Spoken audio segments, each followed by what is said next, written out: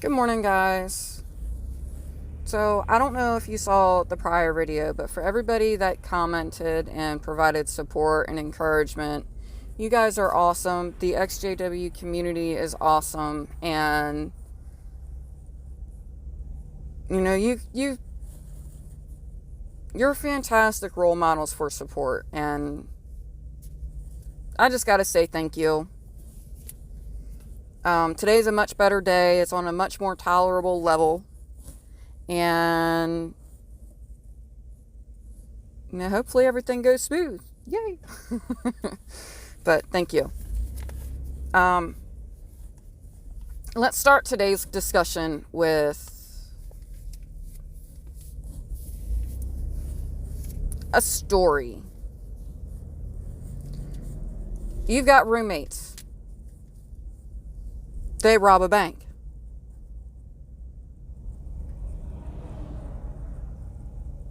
They get home. They're acting suspicious. They're acting nervous. And they say,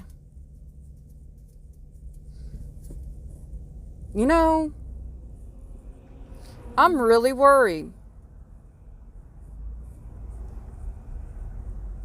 I've done something terrible. And I'm scared. And you listen to your friend. You tell you they break the law.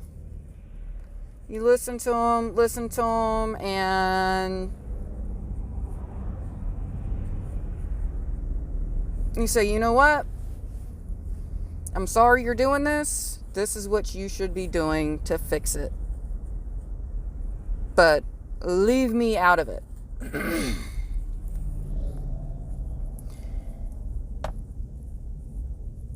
On the other hand, they get home, they've got all this money, they confide in you that they're scared and they're worried, and you help them cut a hole in the drywall to drop money in and seal up the drywall and throw a clothes hamper in front of it. You don't just have drywall putty and tape and pieces of drywall just hanging around. You've actually got to go to the store and get this stuff. You've actively participated in hiding this crime.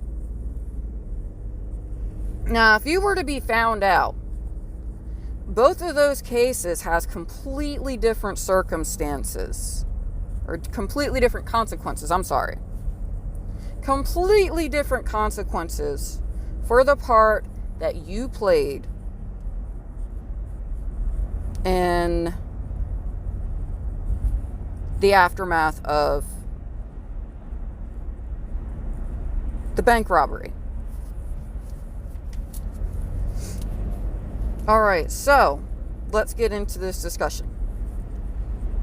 Borean Pickets just did a really, really awesome video on how the two-witness rule is a red herring. And it is, because God also, he elaborated on the book of Romans, how Jehovah also established the worldly governments to keep order until his kingdom takes over. And we need to follow Caesar's rule.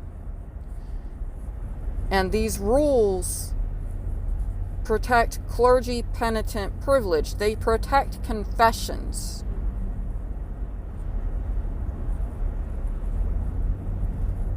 They don't protect you from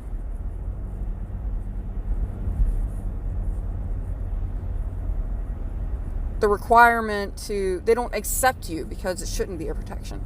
They don't accept you from reporting suspicions of abuse, and a child confiding in you that they need help or somebody's hurting them is not a confession.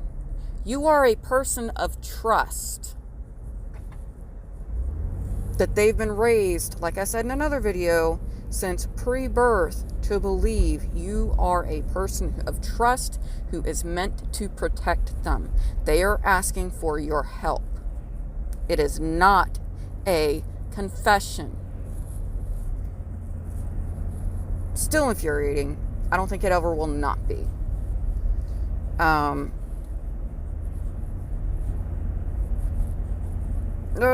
there's another issue, is lack of ability to focus. Comes with the territory of my problems. Thank you, Watchtower. Caesar's law requires reporting.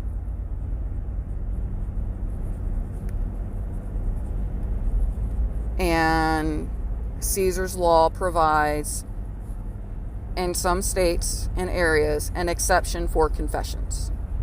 That would be the case where your friend confides in you, says, I'm scared, I did this thing, it's bad, and you say, I don't want nothing to do with it, but I'm sorry you're in this spot. You got to deal with the consequences. Helping to hide the money and the perpetrator in this so-called bank robbery is obstruction of justice. Lying to the police, not telling the police, everything else that you did instead of that is obstruction of justice.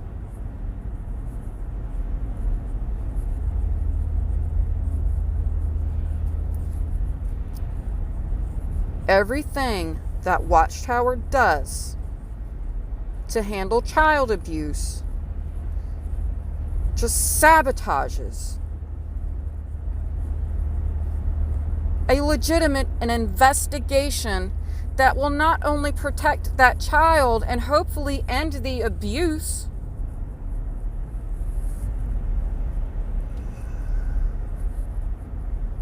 okay, everything they do sabotages that.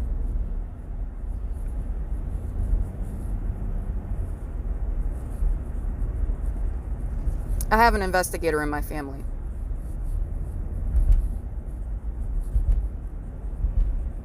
And I know a little bit about how some of this goes, just based on some of the vague discussions about how frustrating that world can be.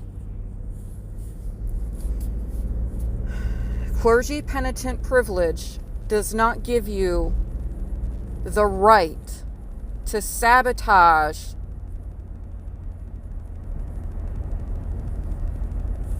an investigation. That is illegal, it is a crime, and you are hurting people.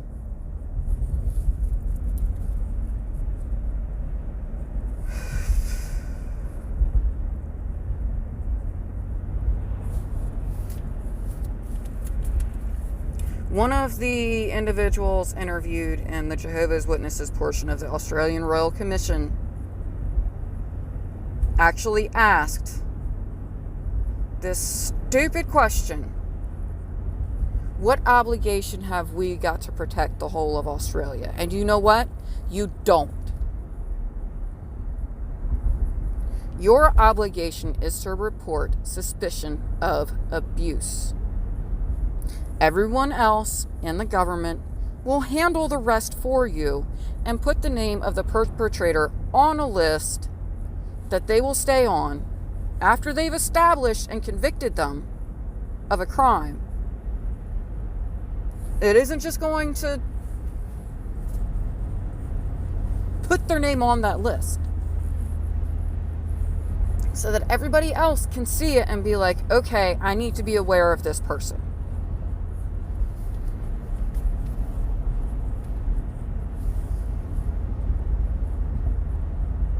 I really struggle to stay on track. Can you tell? I lack ability to focus. I even tried to make notes this time. It doesn't work. It doesn't work. Now, the Watchtower, by not doing anything or not even reporting because they can't establish this, they have to establish it to report. No. You report suspicion of abuse. You don't establish it and then report it. And by waiting for a second witness or asking for a second witness, you're allowing more people to be abused. And that's happened in a lot of cases. By interrogating a child, you might not even know what a leading question is, or how easy it is to ask a leading question. You don't know how easy it is to traumatize a child. There are people that have done 10 years worth of schooling. It isn't just a normal psychology degree. There is forensic psychology, and it takes additional schooling to understand how to ask children these questions in a way that will not lead them into answering incorrectly, that will not contaminate the memory, that will not make them feel traumatized, that will not make them feel terrified.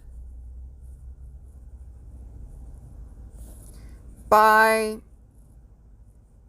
confronting the abuser, you're not only creating an extremely dangerous situation for the child, you're probably intensifying the abuse as a punishment for telling somebody and making that child even more scared to reach out again. You're giving that perpetrator an opportunity to hide evidence, to blackmail or threaten a child, to time to run away or move to another country, because that's happened before too.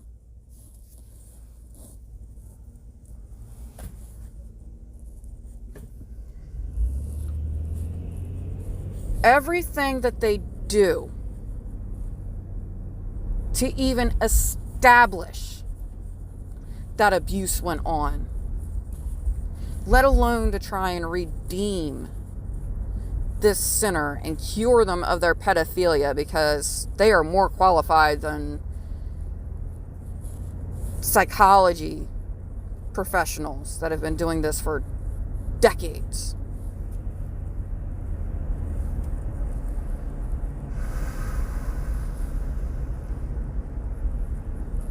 Everything that they do destroys an investigation.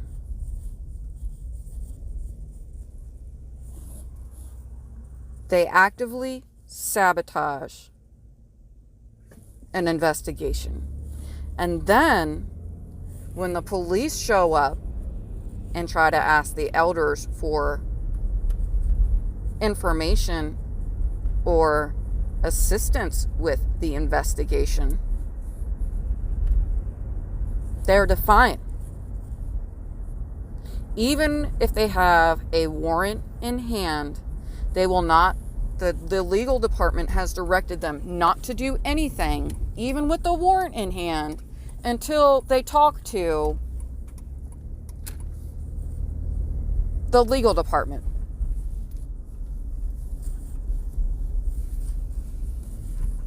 The only thing they care about is their image.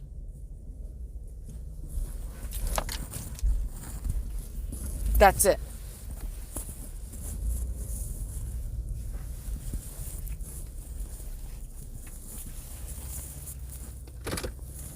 So,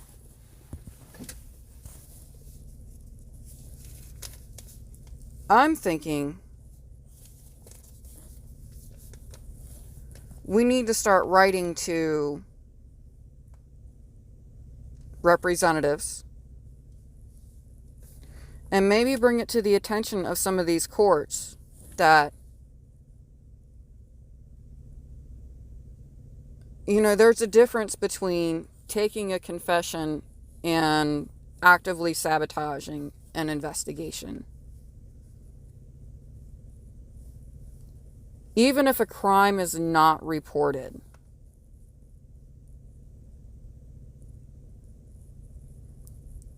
10 years down the line, if they finally figure out who that bank robber was,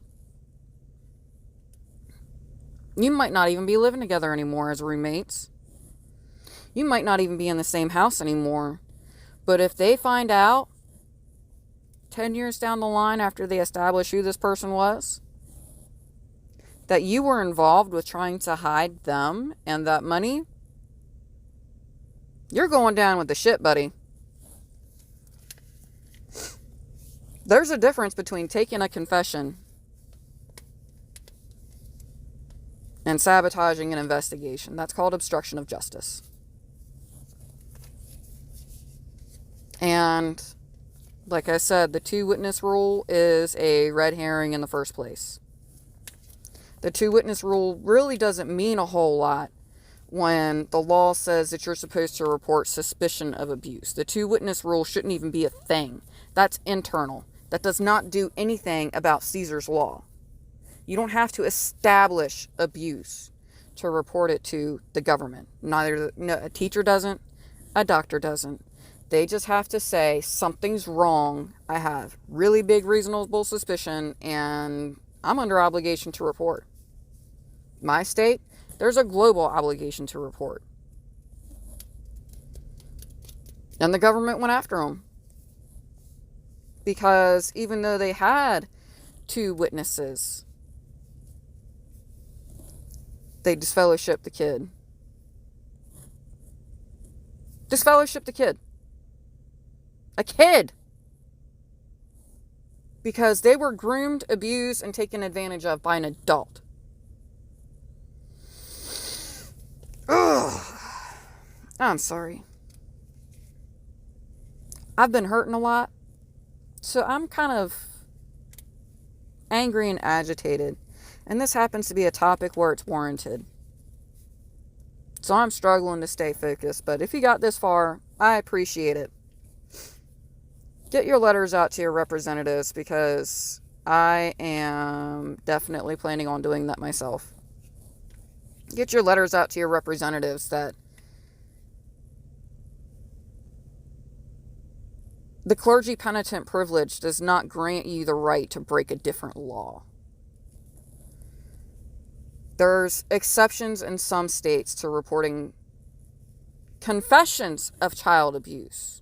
Not kids asking for help. Not kids confiding in abuse, because kids aren't telling you that they need forgiveness for somebody beating the crap out of them.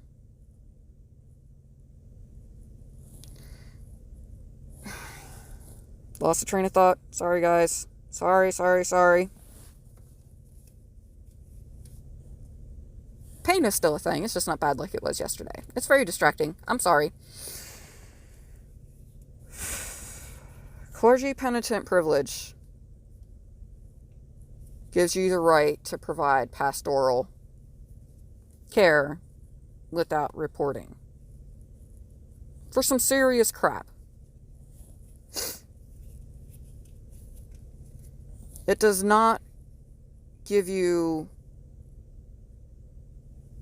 the right to sabotage investigations. That's a completely different thing. Completely different thing. So, thank you guys. If you made it this far, I can be kind of painful to listen to sometimes, just because I ramble. And sometimes my brain is not working up to speed to even keep my sentences flowing. It's all part of my struggle. But I appreciate your patience if you've got it. And thanks for listening. And if somebody is better at presenting information, please do.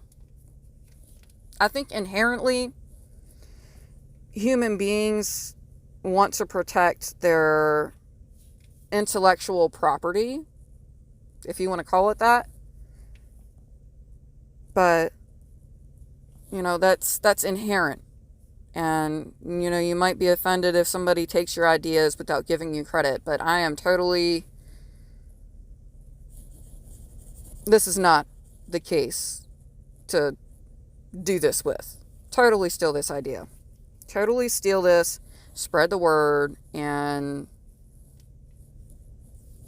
like this. No, this is,